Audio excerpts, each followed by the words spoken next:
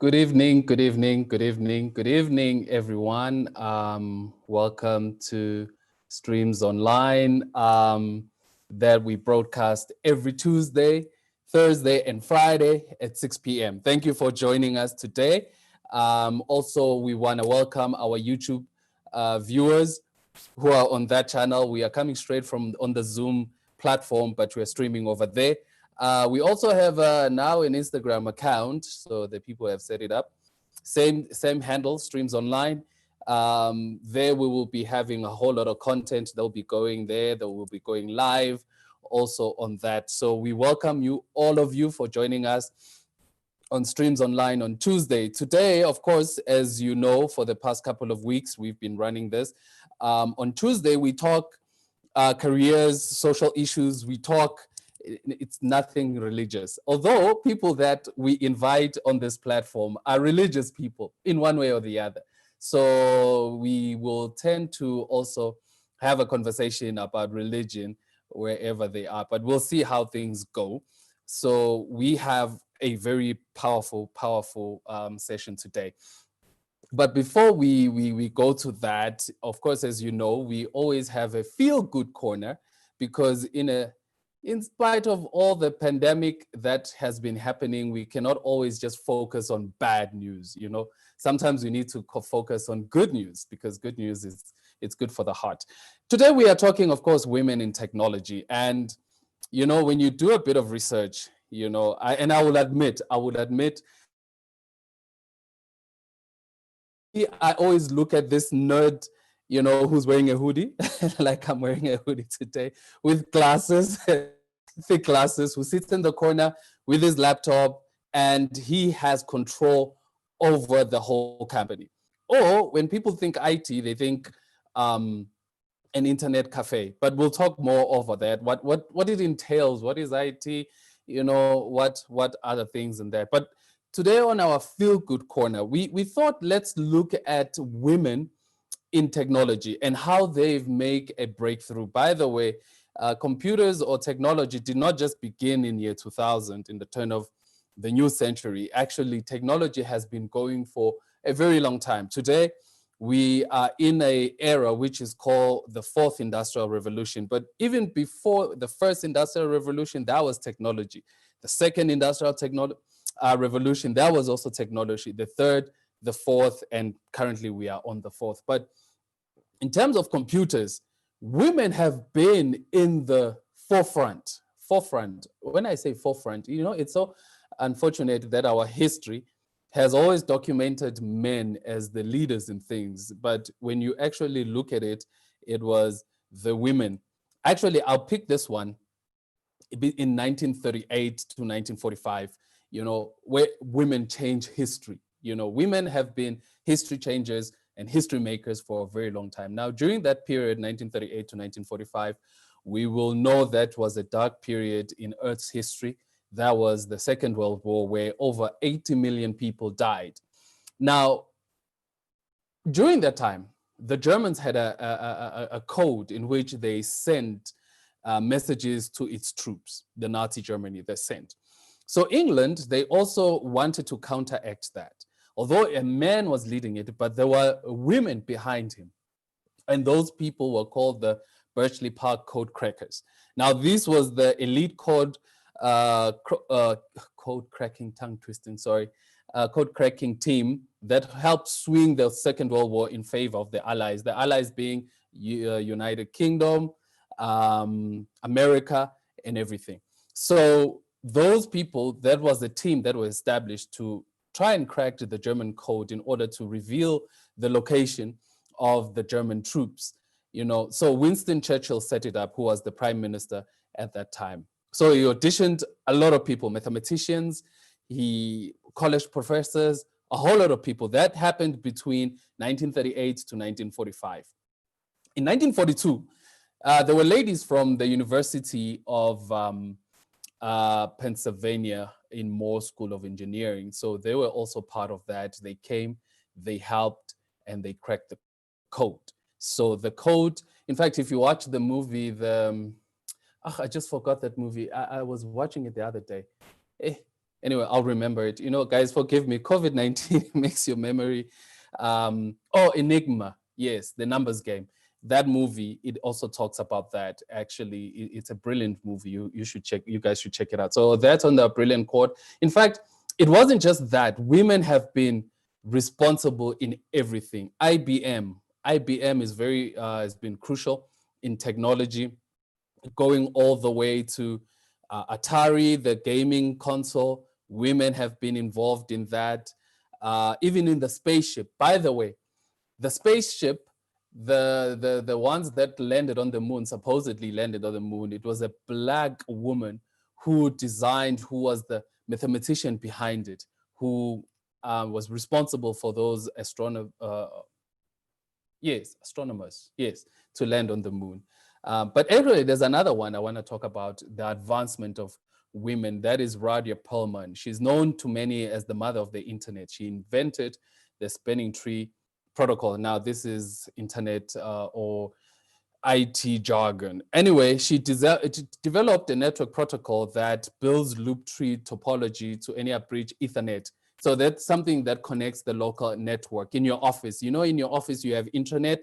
Yes, she designed that. She was also involved in teaching young children how to program. In fact, we are living in a time where everybody needs to know how to program. But I can go on. There are so many women who have been involved in technology. Anyway, moving on, today we have special guests, women who will help us in this. We have Chumisa Kelepu, who is also in IT, and also we have Priscilla Dimairho, who will help us in this regard. Now, these two people, obviously, they're my friends. And guys, please forgive me. I'm not being what you call this, being biased. They're just my friends. When you have friends and you talk to your friends and then they agree, that's how it works sometimes. So anyway, she was born and bred in Queenstown, Eastern Cape. For those, I remember the last time I went to Queenstown, that was 2003, 2004 in December. I saw the town, so I know where she's from. She's been in the IT industry for over 12 years. And last year, she published a paper in the International Conference of Information Systems. It's deep. Once you publish, it's something. You're no longer amongst us mere mortals. In 2009, Germany, titled IS Employees' Perceptions of Gender-Based Power Politics and Its Impact on Women in IS. A case of a South African bank. Oh, that's a deep paper, man. Tooms, it's a deep paper. Actually, Tooms is a very bubbly personality who lights up the room. That I can vouch for with her laughter.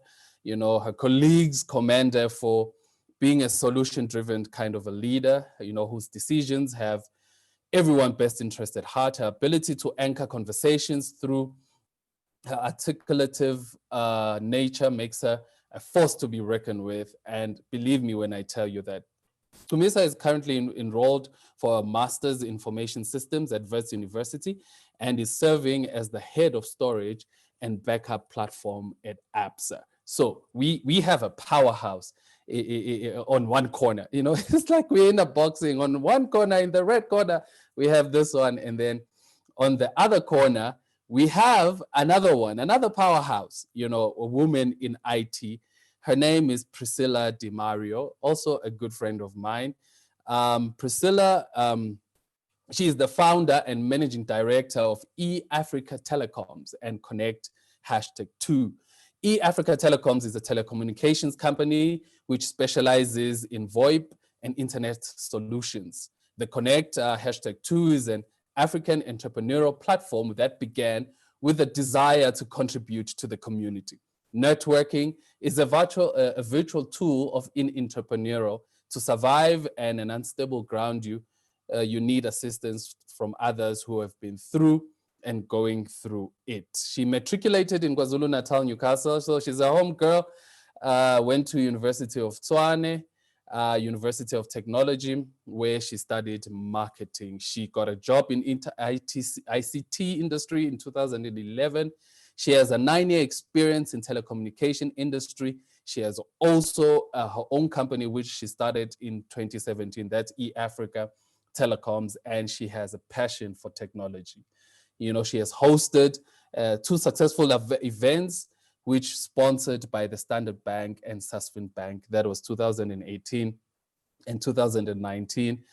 And of course, she focuses on the 4IR. That is the fourth industrial revolution.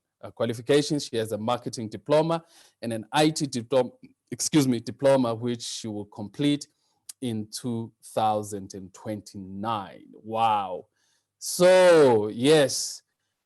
Wow. So, guys, let's get them into a conversation. I think I've been talking too much. You know, they can unmute themselves. They can unmute themselves. Yes, she has unmuted themselves. So, ladies, welcome to Streams Online. How are you doing? We good? Hey, I'm good. Thank you for having me. Yes, welcome. Wow, I don't even know what to say now. You know, I should just say that you guys continue with this conversation. But anyway, kicking it off. So guys, we know that life under the lockdown, it hasn't been easy for everybody. We've all been infected by this. But how have you guys coped? I'll start with you, Chumisa. How have you coped with the lockdown in Gauteng, Wuhan? I will start by saying I am tired of the lockdown. It's been long. And it's been hard not being able to see your loved ones, not being able to see your family. But it is what it is. Hey, we just have to live with it. And my coping mechanism is just that I make sure, because the tendency is that what I've found, that I've seen is we tend to now work long hours because you're at home, working from home, you don't disconnect. So what I've done, I have my own coping mechanisms where I make sure that at a particular time I start my work, at a particular time I finish, you know, that type of thing. And I disconnect completely, be it with social media, be it with watching a series on Netflix, you know, and just staying in contact with the loved ones via video calls. And that's all we can do at this time. Yeah. Priscilla, how have you been coping? You're in Pretoria. Yes, you're in Pretoria. How have you been coping there? First of all, I'd like to thank you for the opportunity. I would also like to greet the viewers for the streams online and everyone who's joined us this evening. Well, the lockdown has been somewhat of a roller coaster. Of course, it's the new normal that we're adapting to, and, you know, getting to understand that we're now living in a virtual world. You know, it's not easy to even see your loved ones. I have my family back down in KZN and I'm always cooped up working this side. So it has been a bit of a roller coaster, but I have found ways and adapting into the new normal, since I'm very passionate about the new normal in somewhat way. So it has been okay, but it has been a roller coaster as well. All right. Thank you, ladies. Okay, now let's get into it. So, so the IT industry is a broad industry. Yeah, that's what I realized when I was doing a bit of research, that this industry, it's not just the guy on the corner with glasses hacking everybody. It's broad. It's broad. In fact, everything that we do is IT. But anyway, since we're talking women, now this industry is male dominated, and yet you chose this industry and you are making your mark. So how just tell us about your journey, how it has been over the years. So firstly, let me reiterate what you said when you said IT is broad. You know, every time I say I'm in the IT industry, people think that I fix computers. The truth is, I don't know how to fix mine. I ask people to fix my computer. That's not what I do. So the IT industry is very broad. It's not just about fixing computers. But to your point, I didn't really choose IT. I don't know if I chose it. I think it chose me. So back in varsity when I was doing my undergrad, I studied financial information systems. So it's a combination of both IT and accounting. And as part of my diploma, I had to then do in-service training. And I landed myself a job in IT instead of the accounting side or the auditing side, right? And that's how my journey in IT began. It's been an interesting journey. Let me say that. Let me be honest. And I think I'm one of the fortunate ones because I've always had people, literally since the time when I started as a trainee, as when I was doing my in-service training, since that time when I started, I've always had people that have believed in me, pushed me, gave me opportunities, and I'm one not to back down when an opportunity presents itself. I grab it with both hands. And if you want me to do anything, tell me that I can't do it. Trust me. That's the one thing that will push me and to do it and to prove to myself as well that I can actually do it. So the journey has been interesting. It's got its challenges, it's got its ups and downs, but I don't regret, being in this industry. I mean, we work long hours, we work around the clock. Anyone who decides to marry an IT person, they must just know what they are signing up for. We work around the clock, literally. We keep the lights on, literally. Yeah, but it's been an interesting journey and with its challenges, which I will get into a bit later as well. Yeah. All right. So Priscilla, you own an IT company, eAfrica, eTelecoms Africa. Now, when somebody, as I alluded earlier, that when somebody says you own an IT company, they assume, as what also Chumisa just mentioned, that either you're fixing computers or you run an internet cafe. Maybe can you tell us what your business is and what made you want to own your own company, and what actually do you do? Okay, like Chumisa had mentioned, I'm in the different part of IT sector. I'm into ICT, which is mainly, information and communications technology. So what we do at eAfrica Telecoms is we are a VoIP, national VoIP service provider. So we deal with business landline for clients, and we also deal with internet solutions. So basically we deal with communications. So I'm in that industry, in your sector, that type of sector that we're basically focused on. And how can I put it? I did marketing, but when I landed a job, it's similar to her. I landed a job in a telecommunications company, and that's when I gained my experience. And actually, that's when I realized that, oh, okay, no, I'm really passionate about this. And I was always good at what I do, and I like communicating with clients, assisting clients, something that's always challenging my mind. So I then decided to let me just, focus into telecommunications. And as time went by, I also did my research into VoIP companies, and I decided to just close a gap.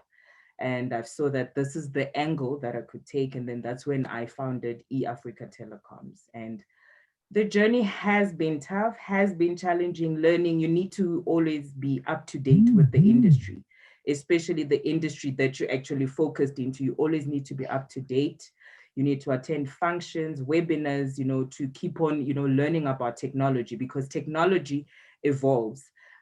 The back in the days, with companies like your main telco service providers, you would have like a normal landline.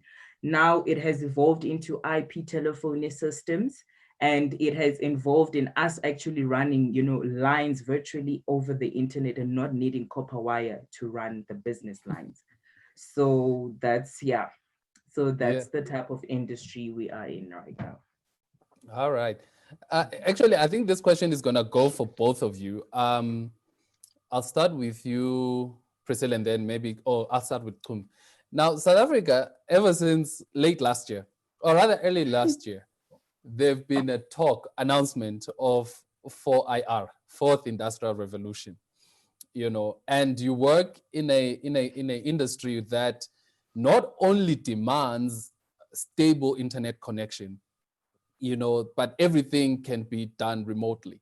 I mean, I think 4IR should have already happened here in South Africa. But looking at South Africa, our landscape. We'll get into the politics of 4IR, but just looking at it just from the technical side of things, do you think South Africa is ready for it, or it's just an announcement? Because as far as I know, when something happens, like a cell phone, when the cell phone came, it was not announced. It was, okay, now we have a cell phone, guys, use the cell phone. People just saw it in the shop and then started buying. So when I saw this announcement that we're in the fourth industrial revolution announced, it just kind of felt weird. So, but anyway, do you think South Africa is ready for it? Perhaps Priscilla will have a different opinion to mine. I have a problem with this part. I feel like it's a buzzword to many. I feel like some don't even understand what it means, but that's not the question here.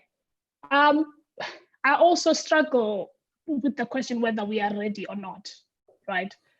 Because in South Africa, with a country like ours, where we're still struggling with basic infrastructure, like just simple, as Priscilla was talking, I mean, technology has evolved from just a mere copper line and all of those things, right? But you get places where you can't even get basic cell phone coverage, right? In South Africa.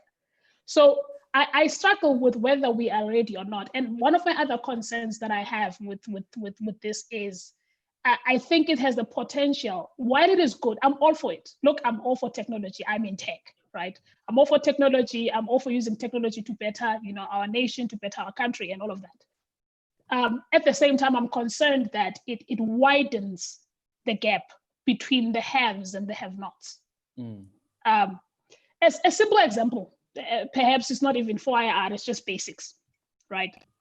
A simple example with this pandemic that that we are currently facing, the whole homeschooling, the whole online teaching debate, and public schools and private schools, and I'm not going to get into the politics of it, but the reality is that you have kids that can continue learning online. And most of the time, it's the kids that can afford to. Firstly, data costs in South Africa are still very high. Infrastructure is not there everywhere. My mom is a teacher. She teaches in a village in the Eastern Cape.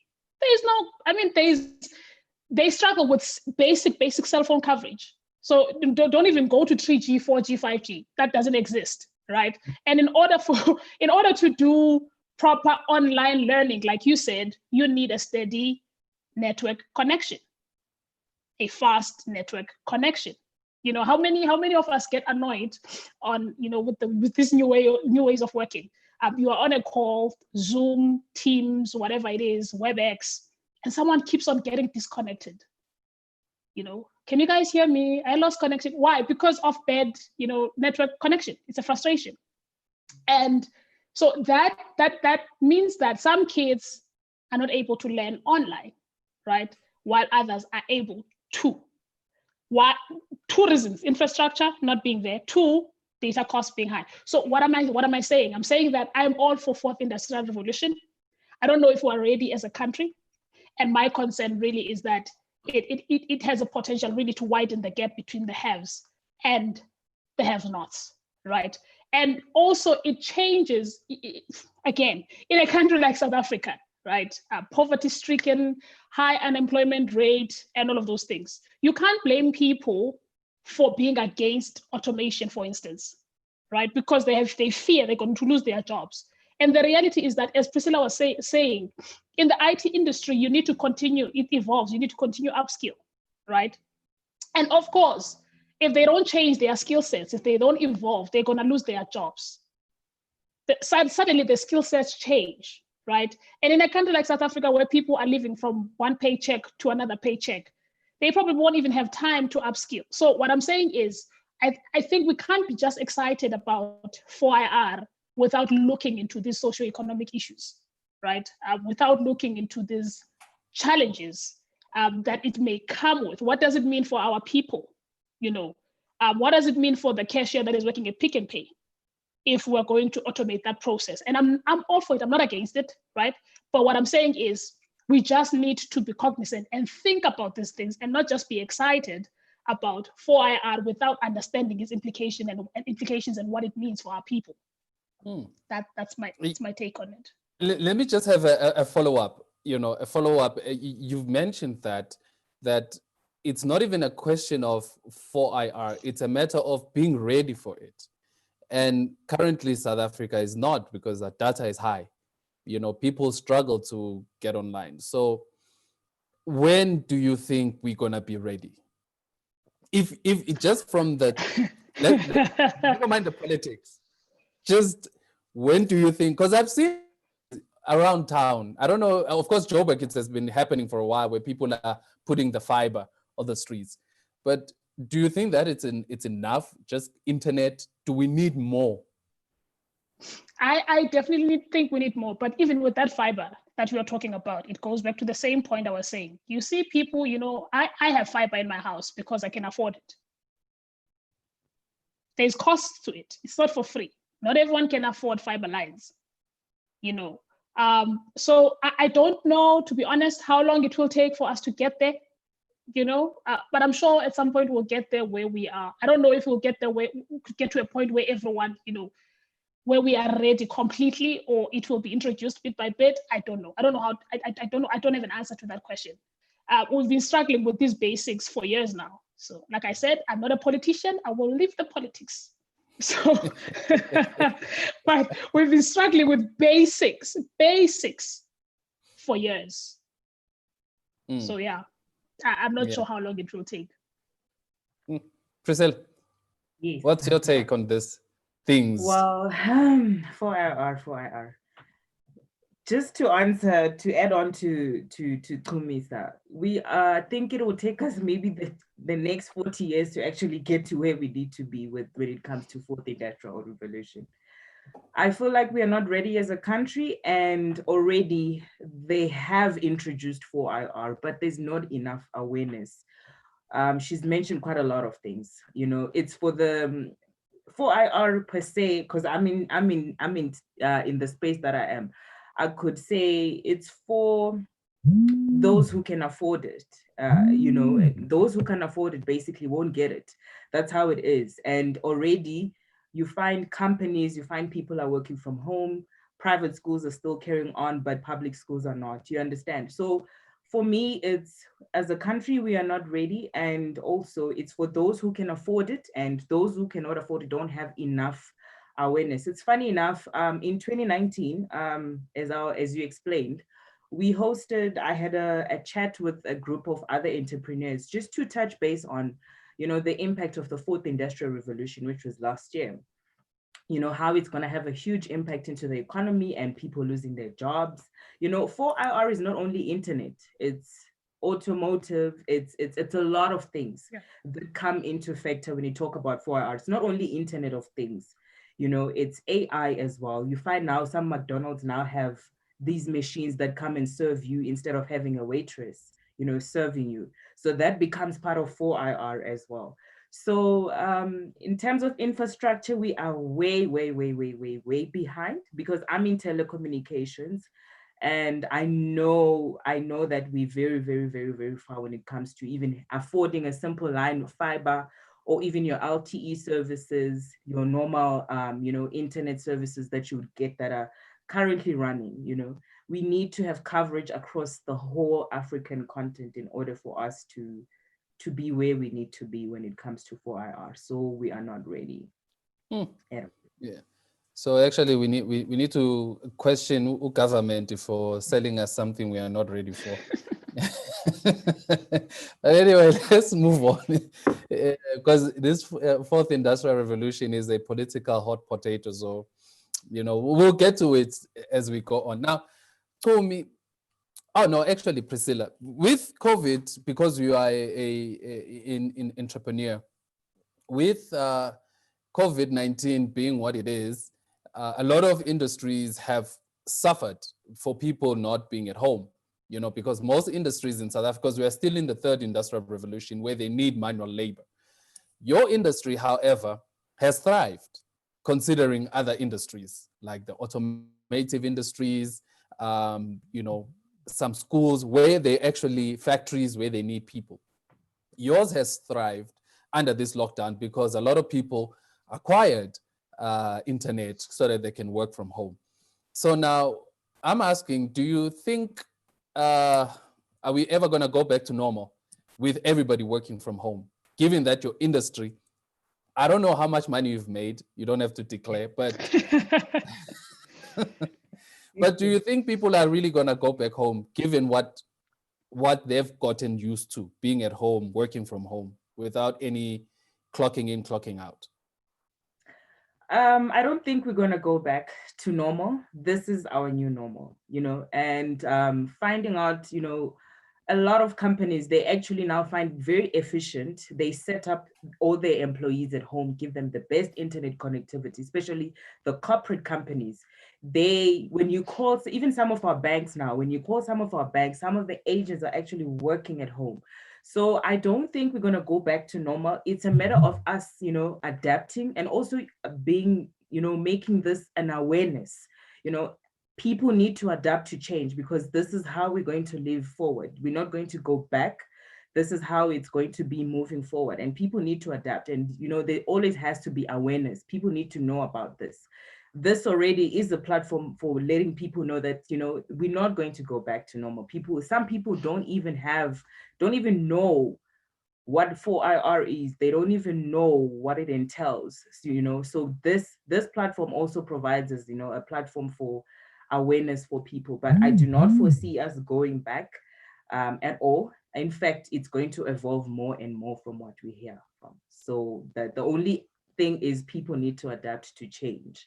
As much as it's difficult and it's very tough, even for me, as much as I'm in tech, there are some things that I still want to do manually and I can't do manually. So I have to hold meetings via Zoom and so forth. So it's the new normal. We just need to adapt as much as it's very difficult.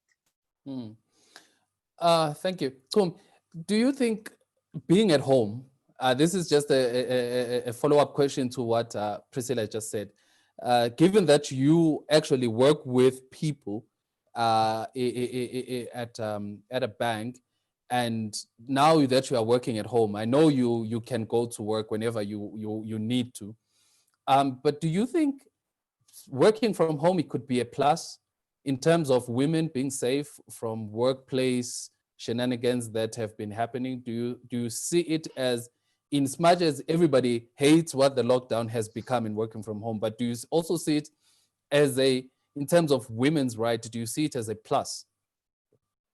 So definitely, well, in that regard, you sitting at home, well, we are not safe in our homes, but to your point, as far as the workplace, at least, is concerned, you are safe from that perspective because you don't have to go into the workplace. Like Priscilla was saying, companies are now preparing and have, enabled employees to work from home full time. I haven't been to the office. I only go in when I really need to or when I want to see my other colleagues who are in the office or for whatever reason. But I really don't go into the office. I haven't been to the office in a very long time now because there's no need for me to go into the office. So from that perspective, yes, there's a level of safety because you're in the comfort of your home. You don't have to be driving out, especially in the space that I'm in, right, which is infrastructure services.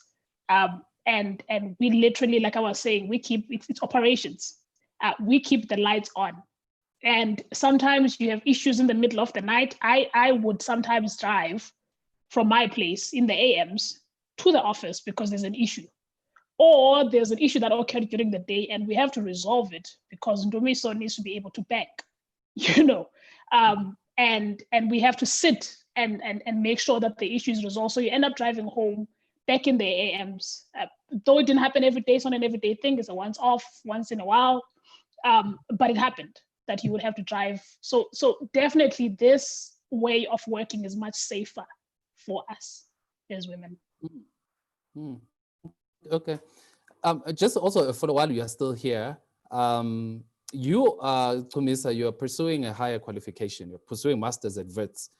Now, do you think Black women in IT have to prove themselves more than everybody else that they're actually capable. Because as I mentioned earlier, when you talk IT, you are talking guys in hoodies, in thick glasses, hacking everybody. And now comes a woman. Do you think in order for you to make your mark, it's not enough that you can do your work, but also you have the papers for it? Do you feel that the same pressure is not applied to men? So let me answer your question like this. I think women in tech in general, they already start on a negative, because even from society, technical subjects, technical things are deemed to be suitable for men. This goes all the way back to how even kids are raised. Why do girls get dolls? Why do we buy dolls for girls and we buy games for guys, for boys, and so society, that's another topic. But generally, even from society, the technical things are viewed as the fact that men are better at technical things, which is not necessarily the case. So as a woman in tech, you're already starting off from a negative. You walk into a room. This is my own personal experiences, right? And of other women. You walk into a room, you walk into a meeting, and it's a technical session until you prove yourself. So if I walk in with Ndumiso, who's a guy, Ndumiso already, you can say anything, they will believe you do, right? But with me, I'm already starting on a negative. So I have to work extra hard to prove myself and show that I know what I'm talking about. And so definitely women have to prove themselves. I as part of my research that I did, I found a very interesting phenomenon in that within, the IT industry, like it is male-dominated industry, it is like a circle of power. And those that are in power, which obviously are males in this case, because it's dominated by males, no one who is in power wants to let go of their power, right? So as women try to enter the industry, what I found through my research was that there's intrinsic circles of power within the industry. So the first layer is at entry level, when women try to enter the industry. And the interesting thing that I found there was, there's always resistance when women try to join, right? As they start to join and come in as interns, as graduates, as trainees, and all of that. There's always that resistance until they have proven themselves. This was a result in the finding of my research as well. Until they have proven themselves, then they are suddenly accepted, right, into the circle. There's a circle of power, because now Priscilla knows her stuff. She can do. She knows what she's doing. Right? She's accepted. But when she has to go up the ladder, when she has to climb the ladder, there's another circle of power. Now she's fighting the same battle all over again. She has to prove herself. Now, as she's climbing up into leadership roles in the organizations, she has to now again prove herself. So definitely it's that cycle that is not ending. There's multiple intrinsic cycles, where women consistently have to prove themselves. Where men, you sit in meetings sometimes, you say something, it's disregarded. Dumiso says the same thing you just said. All of a sudden, it's a noted point. It's a wow, So definitely, women, they are swimming in uptide. They're going up the stream. In this industry, and I don't know though if formal qualifications are a thing that is really recognized in IT in general, because I think, like Priscilla said, and I think it depends also on the role that you are in, within IT. Formal education is not necessarily the thing. I think there's technical training, there's short courses, there's a lot of that within the industry, right? That people get to do, which enhances your skill sets. And that's more recognized than formal education. I'm doing what I'm doing for my personal reasons that are not necessarily recognition, because I may not even get recognized for, even if I have a PhD, it means nothing, right? in the corporate space, in IT specifically. Also, the challenge then is the fact that the curriculum in universities, I'm going to get in trouble with academics, but the curriculum in universities, and I think as Priscilla said, IT is it evolves at a very fast pace. It changes on a day to day. You have to continuously be upskilling yourself, right? There's new skills every day. And the curriculum in the universities is a bit behind. There's a whole research going on, as far as that is concerned. So it doesn't really, it depending on the role you are in, it may or it may not help you. I'm pursuing studies for my own personal reasons, for things that I want to do in the future, right? Not necessarily to get recognition in the workplace, because I may not get that. And I'm sure there's many people that can, that are witnesses that have experienced the same thing as far as formal education is concerned. Wow. So Priscilla, do you concur? And actually, while you answer all, because I think you also affected, because you are in business now, you are making deals now, and as a woman, I know in business it's not easy here in South Africa, because to get a deal, sometimes they look at you as a woman. You have to go way and beyond, favors. People are asking you for favors and everything. So how have you been able to be the tough boardroom negotiator, but still maintain your soft skills as a woman? Well, with me, doors have been closed because of, when you go and, pitch clients, or even want to go into partnership with people in the same industry that I am in.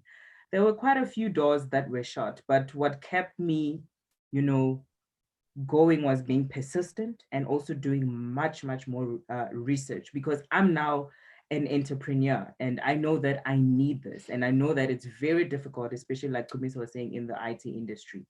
You get sometimes, even just for a mere, meeting with either suppliers, they will ask you certain questions because of the industry. And there are a few women actually who are in ICT, in telecommunications per se. So you find, people that what works more for in IT is people that have technical experience and knowledge, rather than, having something that you've actually studied at school and varsity or in high school. You need much more technical experience. So what actually helps me is, because I've got 9 years experience in telecommunications. So through, climbing up that ladder as an employee before I became my own employer, there were certain techniques that I would learn, as we climbing the ladder, when I'm meeting with clients, meeting with suppliers, meeting with potential suppliers for bigger things as well. So with that, I took that, that experience and the knowledge, and then I just decided to put it into the business that I'm currently running. It's still difficult even today, but you just need to be more, with me, as I like something challenging. So I'm more technical. I always make sure that I know the technical side of things, and you counteract whatever the next person is, and just being confident. As much as doors can be closed, but you just need to know your story, and that's how you get recognized, basically. So that's how I've managed thus far. That's how I've managed to get, into small partnerships that I have been with, like you mentioned, the conferences that I have been, hosting as an entrepreneur. Wow. Sometimes you wish you can lighten the load, but as you guys have mentioned, that it's all about power. People don't want to let go of their power, and I think you guys have mentioned an important point, that in terms of curriculum, starting even back in our cultural settings, where we designate certain things for certain people, that TV games are for boys, and girls have to be playing with dolls. I think people should play with whatever they want to play with. If a guy want to accessorize, he should be free. He could grow up to be a makeup artist, of which it happens. So we should not designate things. And I think that will help the conversation. Now, just moving to another side, of which a lot of people, while we were advertising this program, they asked about cybersecurity. I think it's you guys. I think you can have more to say regarding the cybersecurity. Now and again, whether you're on social media, in the news, you read about somebody being scammed for money.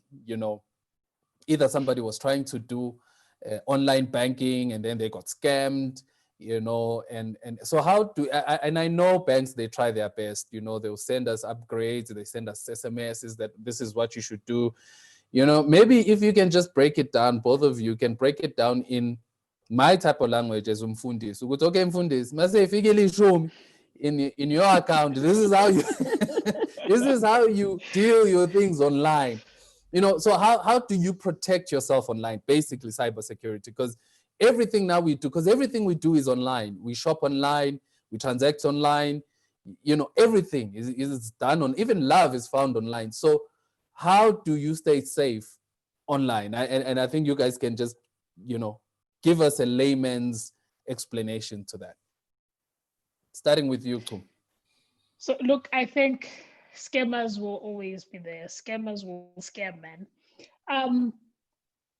But I think the most basic thing, right? I think online, Priscilla might add more, but the most basic thing is that do not do anything without understanding what you are doing. That's like a basic rule. Don't click on anything if you do not know what you are clicking on. If you do not know what's going to happen. And as far as transacting, don't transact on untrusted websites. And you will always know when a website is a trusted website and when it's not a trusted website. It will say on the website itself. So don't try and avoid transacting on untrusted websites. Don't have the same passwords for all of your online accounts. I know it's the easiest thing to do. Imagine if I crack your one password to your one platform, I have cracked the password to all. People make a living out of scamming. Mm-hmm. You must understand that it's a business to them. So don't have the same password for all of your accounts. I even go as far as saying, when you transact or you log on online and you say save your password, I go as far as saying it's the easiest thing to do because we all forget passwords now and again, and especially if you're going to have 20 accounts online and you need to remember all those passwords. The easiest thing to do is to say remember password, but that's like that. That's a dangerous move. So don't do those things. Those are just basics. I'm sure Priscilla might add more things, but that's. Don't have a password that's your date of birth. The obvious things, like the little things. Make your passwords. When websites say to you, make your password complicated. Let it have a special character and this and that. It's to protect you, so that it's not easy for scammers to crack your passwords. Priscilla. Yeah. It'll sound like I'm always, Mvumelana no Chumisa all the time, but in fact, that's the truth. It comes to trusted sites, even pop-up. You sometimes get those pop-ups and it says do this and do this. If you click on it, that's actually sometimes a link, that's encrypted to actually disencrypt your passwords or something like that. Even one of the things people don't realize is your cameras, the one that we use on our laptops, even on our phones. A lot of people now are using that as well.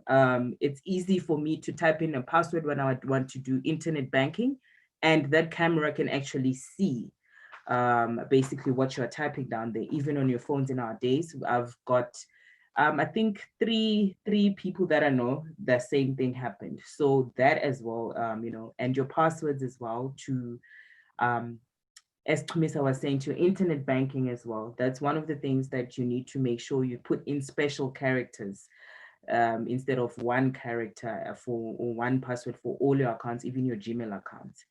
And yeah, trusted sites as well. That's one of the most important things that we need to look out for. But it won't go away.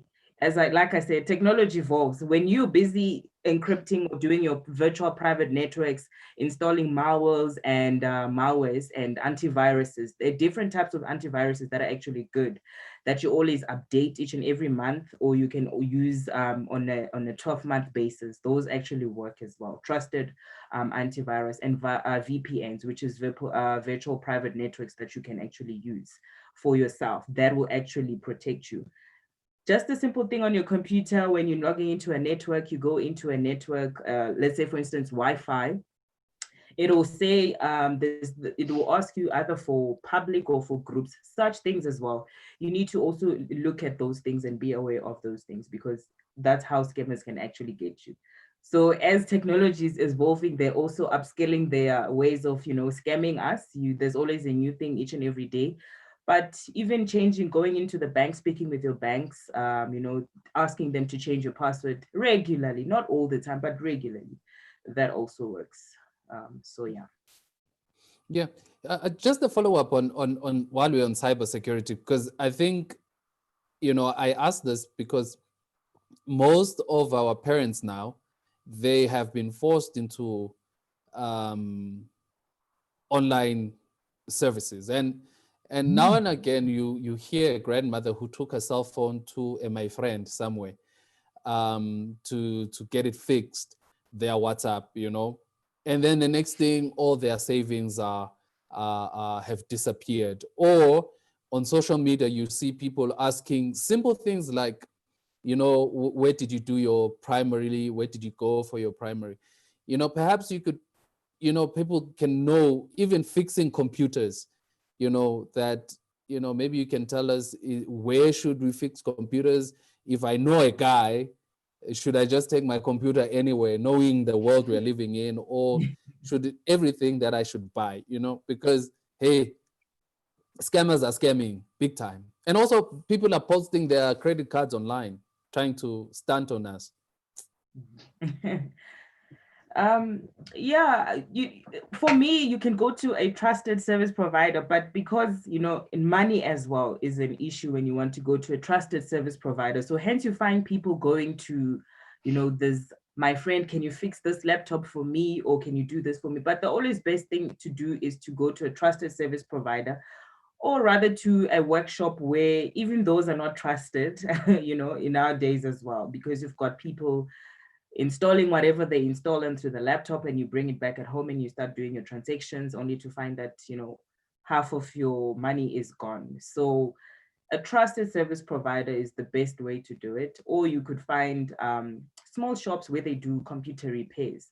But it's always best to know, IT is it's very complex. It's always best to know someone who knows one thing or two about IT, to verify whatever that has been done. I do get people, I went to an internet cafe and I went into my Gmail account and I did this and this and this. So what should I delete my, my chat history, my browser history, so that they don't log into it and so forth. So you always tell people as well, yeah, it's good to clear your history after you've done it in internet cafe, because that's one of the ways they do it. They track this thing. So, a trusted service provider, as much as it's expensive, but that is the only way I think, we'll be able to win this, even though it's not easy to win the war.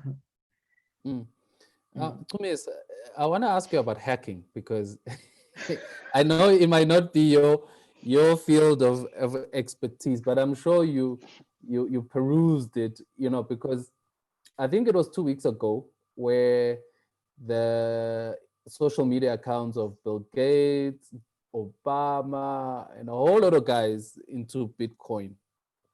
Now, those guys are personalities, so they are always targeted. But as a Joe on the street, a Joe Blow just rolling around, how safe I am generally from hackers? Because hacking IT, you're always thinking anonymous. I'm gonna get hacked. People are even scared. They even pop up because they're scared of being of being hacked. But just as a regular Joe on the street, I mean, for us who are not public personalities, how safe are we from hackers? Do they go for a specific crowd or? Look, hackers are hackers, and they will go for different individuals for different reasons, I think. They could go for public figures, of course, like you said. They can go for you as well, depending on what information and what it is that they're looking to do, right? There's different motives behind hacking. People hack for different reasons. So you, as well as a normal citizen, can be hacked. This is why it's important that, like Priscilla was saying, make sure you update your antiviruses, malware, and all of those things. When your computer says, I need to do updates, do the updates, because those things protect you. It's irritating, I know with Windows, the updates, man, and they can take a while. It's such an irritating process, but it's for your own protection, it's for your own good. People in IT who code and all of those things, they are continuously looking into these things, and they are continuously developing in order to protect you from hackers. So that's why it's important that each release, each update of software, always has advanced things to protect you from hackers and other things, of course, and enhancements in terms of features and all of those things. But it's important that you always do your updates. Hackers can target anyone. You do not know what is in the mind of a hacker and what it is that they are looking for at any given point. So you could be a target as well. Yeah. Do you guys, would you recommend, because now you go to a Pick and Pay or a Woolies, now you don't need to insert your card when you are swiping, you just tap, would you recommend, because I've seen a show, and it was an old show at that, like there's this show used to called Swindlers or something like that, how they show how they scam people. And then, because it was in the UK where Hustle, yes, the Real Hustle, where they said tapping, somebody with that slot machine, the swiping machine, can simply just go to your bag and tag it, and so would you recommend people move for that? Activate it, not activate it, or is it automated? Especially the parents, because I think the young guys, I think they're pretty much into it, but the old people, what do you guys say about the tap system? Go for it, don't go for it? Look, I think go for it, especially in the times that we're living in with COVID and all of those things, to avoid having to touch the speed point and all of those things. However, the most important thing there is to set limits. So I think for me, the most important thing is that you make sure that you can't do, transactions with huge amounts. You can set those limits for tapping. You set it such that you tap for only such an amount, amount of money. Above that, you need a PIN. You need to insert your PIN like you had inserted your card. So I'm all for it. It's technology, man. Things will evolve. We will do things differently. Scammers will always be there. But I think the best thing to do there really is to just set limits so that it doesn't automatically tap above a certain amount. It actually asks you for a PIN. Priscilla? Yeah. No, yeah.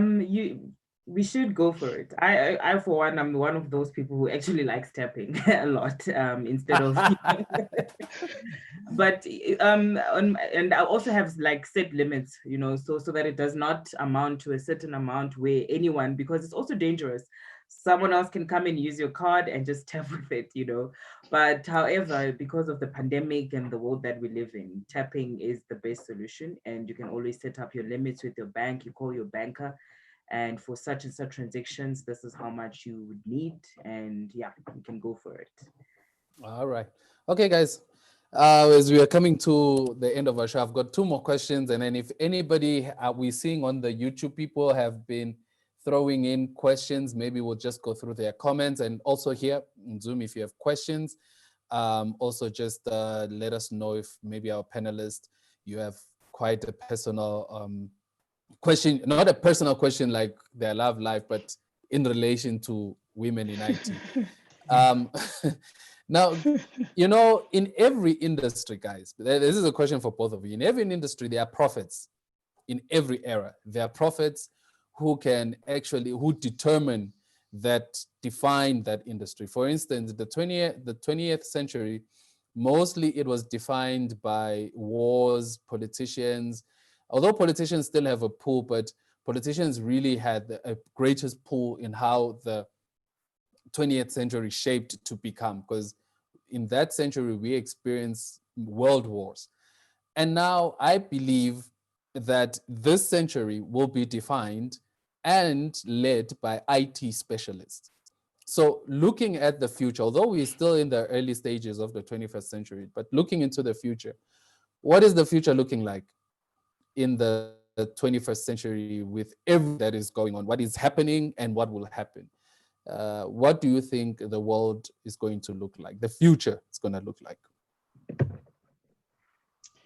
I personally think that the future looks bright for IT specialists. Maybe I'm biased because I'm in IT, but I think that the future really looks bright for IT specialists. But like I said before, and I think Priscilla, we've said this before, the key thing there is making sure that you have the right skill sets for the future. So if you're an IT specialist, don't relax and the fact that you did COBOL 20 years ago, it's not going to work maybe 10 years from now. I know that there are banks that still use COBOL and all of those things, but that's just an example. So the key thing is the future looks really bright with 4IR and everything else that's coming. But the key thing is for IT specialists, because you will easily lose your job if you do not continuously upskill yourself and make sure that you get the right skills, for the future. So yeah, I think that the IT specialists will definitely be the leaders of the 21st century. Yeah. Priscilla? No, yeah, that's true. IT specialists are the leaders of the 21st century. And the future really, really looks good. I mean, as technology is evolving, we as people also are evolving together with technology. So, I mean, the only thing that, a normal person can do is just read. I always tell people in IT, read, just even if it's something small, read about it, just have a basic understanding of what IT or, information technology is, because I mean, right now, most of the businesses are run on social media platforms. People are running it on Instagram. You've got your Facebook, you've got YouTube. That's where everything now is going, and it's on mobiles as well. So the moment you click into something, you see an advert for that. So it's really, really, really looking good for IT specialists. It's really looking bright, and I'm excited about the future myself because I know that with what's coming, there's there's good and bad. I always say that in IT, there's good and there's bad.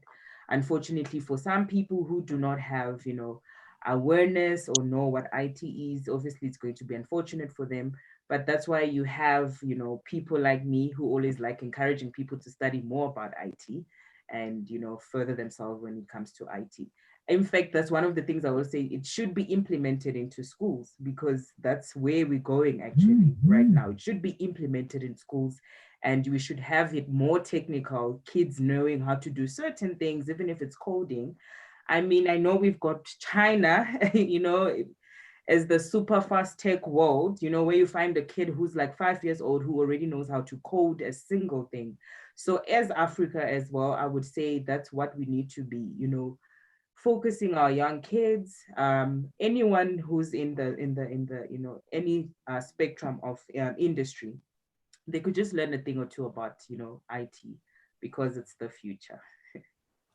All right, guys. I've got a question from somebody on our YouTube channel. I think his name Philadelphia Tekisa. I'm not sure. Forgive me.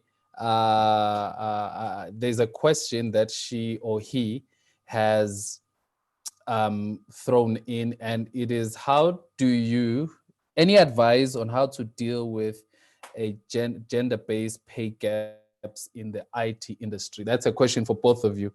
And there's another one on our chat. Or maybe start with that one and then we'll get to the one on the chat.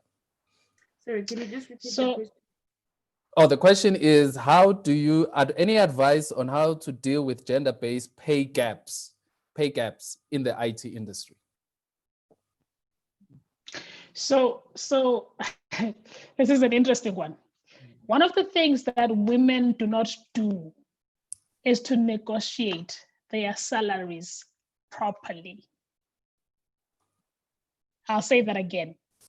So one of the things that we lack in doing, we just generally, and research has even shown this, right? We generally just accept whatever, and research has also shown that there's a huge pay, that the pay gap is huge between men and women in IT. May not be the case for all companies, but in general, right? So one of the key things that you need to do there is that you need not to be apologetic about what you deserve. You have the skills, you have the knowledge, you are just as qualified, or if not even overqualified and more qualified than your male counterparts. So the key thing there is negotiate. Even at entry level, when you start a job, when you are offered a position, make sure you negotiate at that point, right? Negotiate for what you deserve and do not settle. I think we have a tendency, I think the research has also shown this, that we have a tendency of just being grateful that I have a job. I'm just grateful for this opportunity to work for this company, that we tend to accept whatever is given, whatever is thrown at us. So key thing there is always, always, always. I don't think there's one answer to that, but one of the things is just make sure you negotiate properly. Do your research. What is it that you deserve? What is the market related for salary? For whatever job role you have. Make sure you negotiate properly, and don't settle for something that you know that you do not deserve. Yeah, Priscilla. Yes, I actually wanted to say, one of the key factors is to know the market-related, salaries.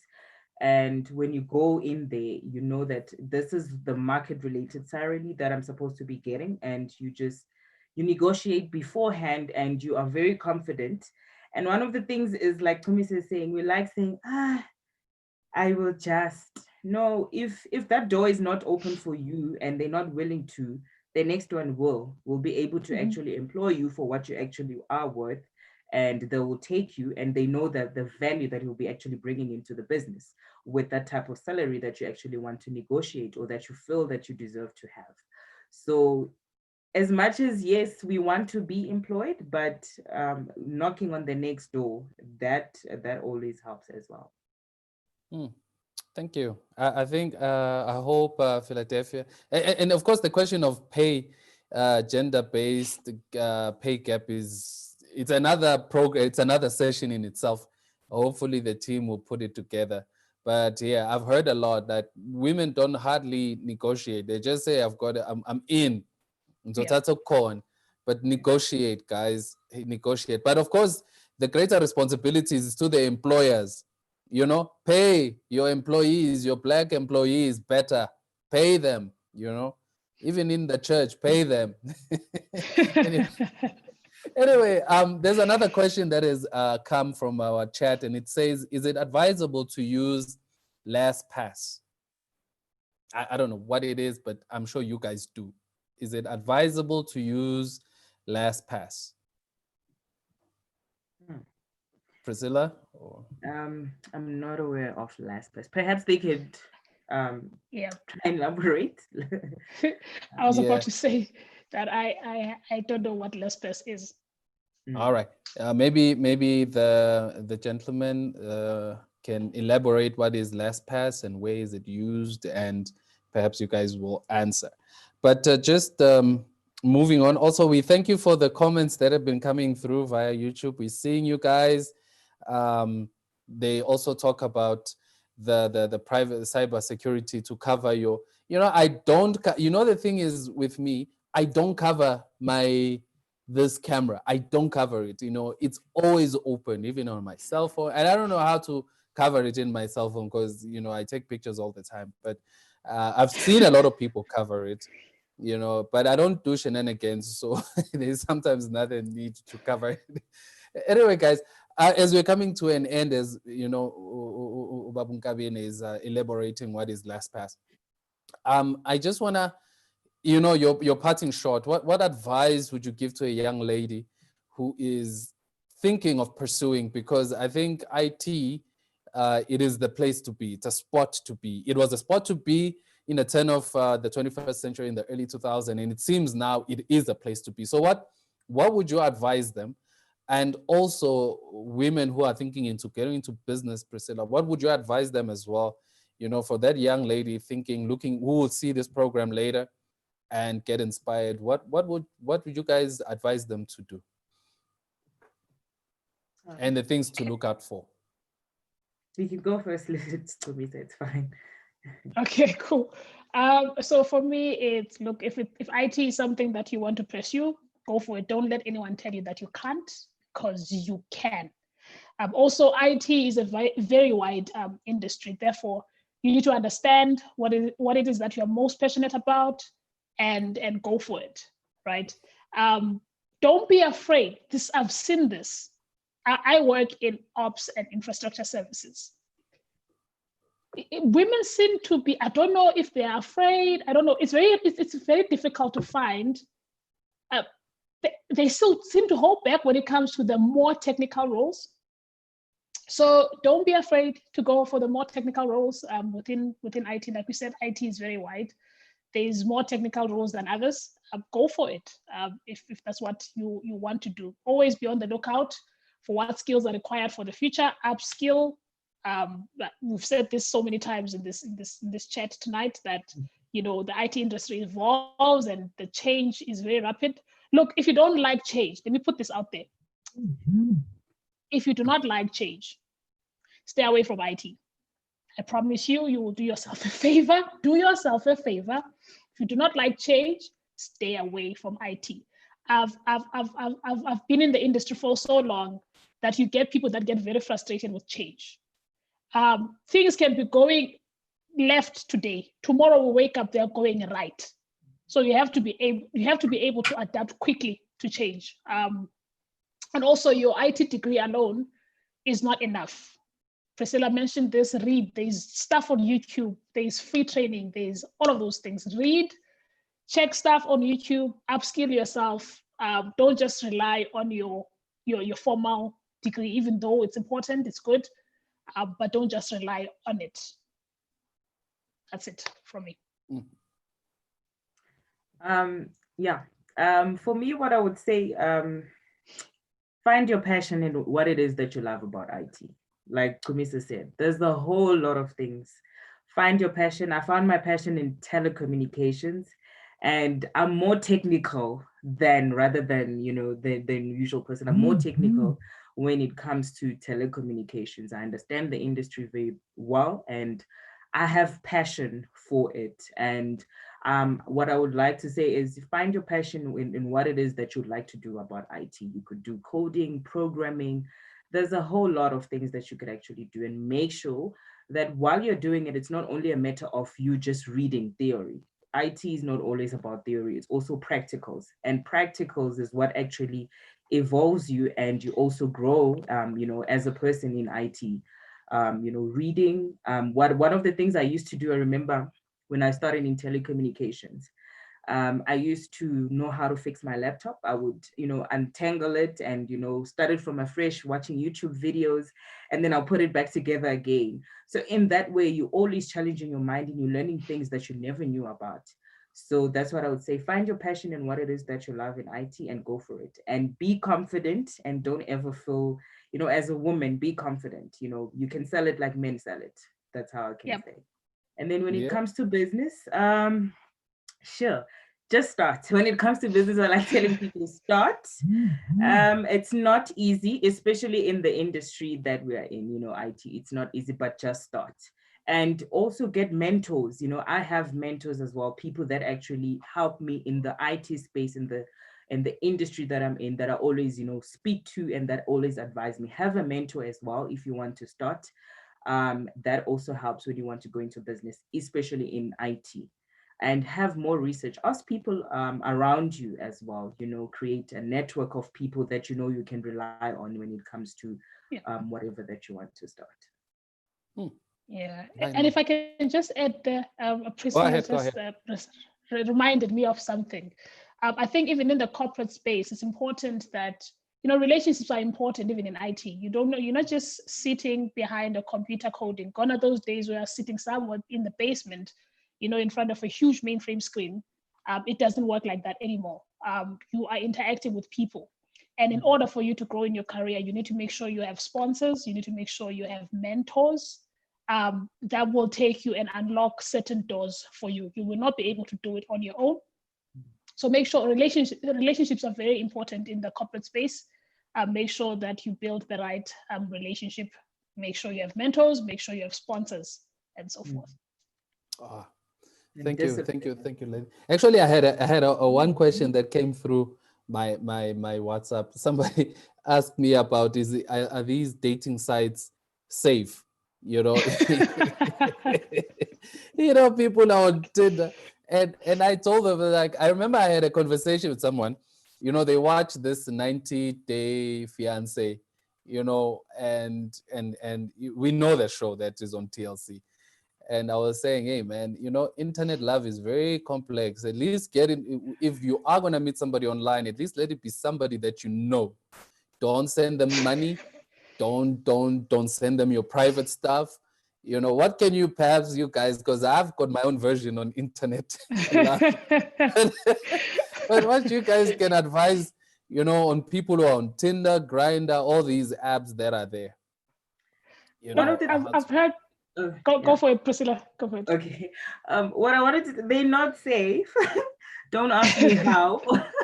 All I can tell you, they are not safe. That's one of the ways, actually. I recently had a chat with one of my friends, who were on that platform, and you find that that's where actually people also, get scammed of money, and send me this, and also catfished. You can also get catfished, through these dating sites. So I always say, don't go for it. It's not. I would strongly advise against going on these sites and finding love. There are a million things that could happen behind you just using those things. So I'm strongly against that. So look, man, from my perspective, look, they're not entirely safe, but I've heard also success stories, man. People met in the DMs, and then they're married now, living happily ever after.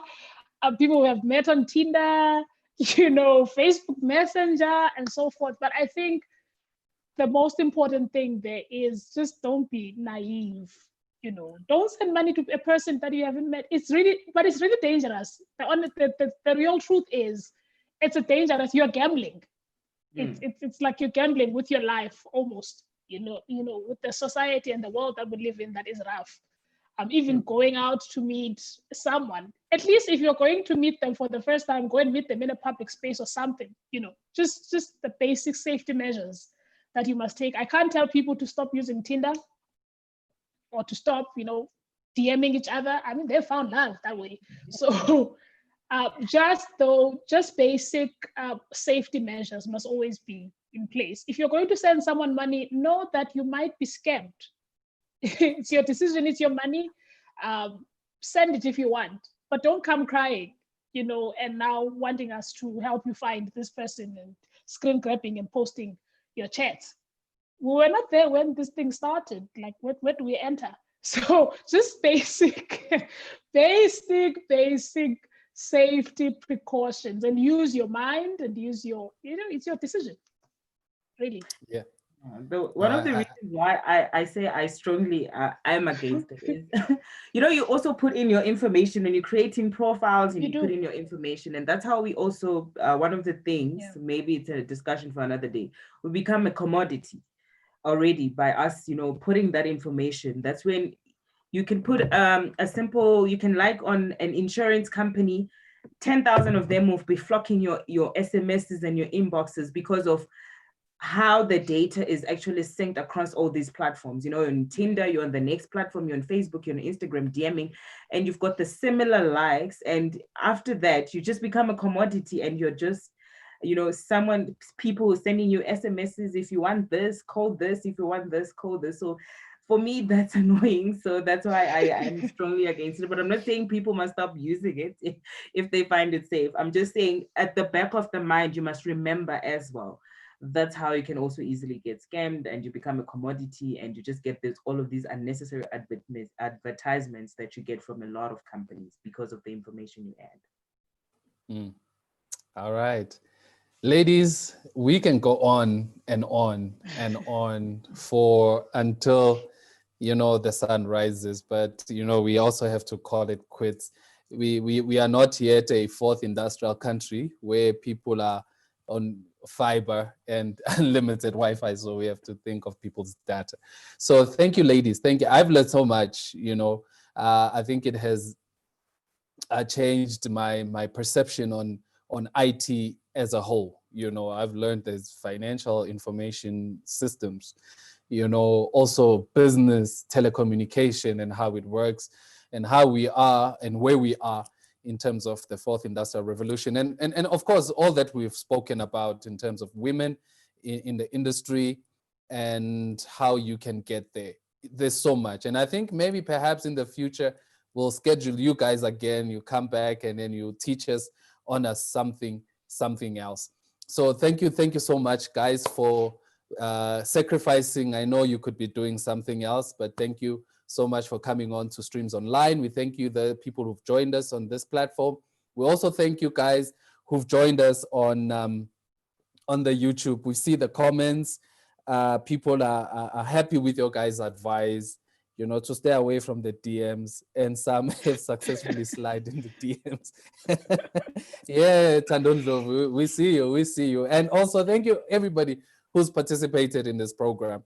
Thank you so much. This has been a Streams on social issues. We talked women on social in IT. So next week, guys, tune in. Next week, we are talking nutrition and how to have a healthy diet, because we know that in the past 3-4 months, we've been at home. Some of us have gained weight and so we will have someone, a nutritionist, a dietitian, who will teach us how to have simple ways of eating healthy and without the exorbitance of being a vegan and being a vegetarian and all those stuff.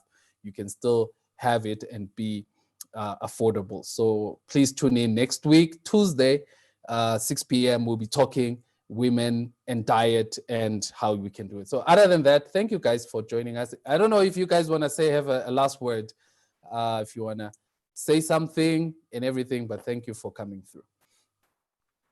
So from my end, thank you for having me. This was fun. I had a good time. It was nice meeting you, Priscilla.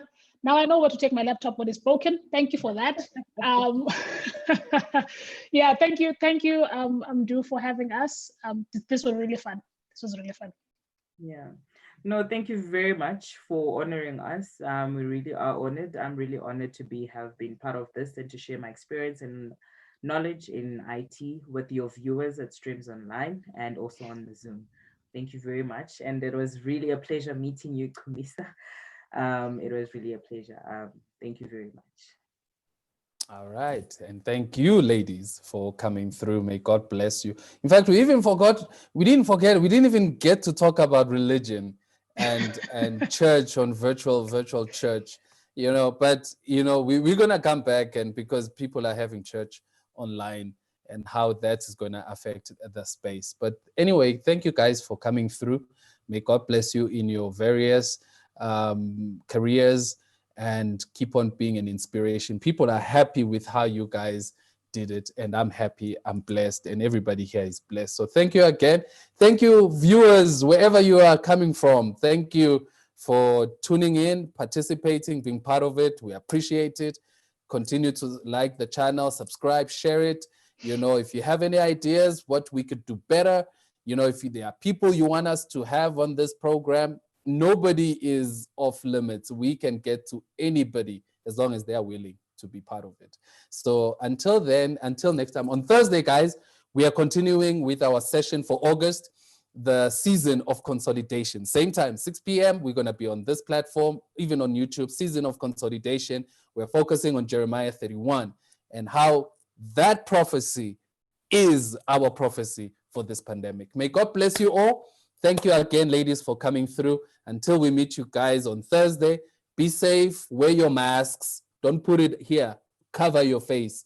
Wear your mask, wash your hands, stay at home. Don't go and having braais and parties. We see some of you having braais. We know who are having braais. Please stay at home. Let's flatten the curve so that we can be out there. I wish I could be out there somewhere.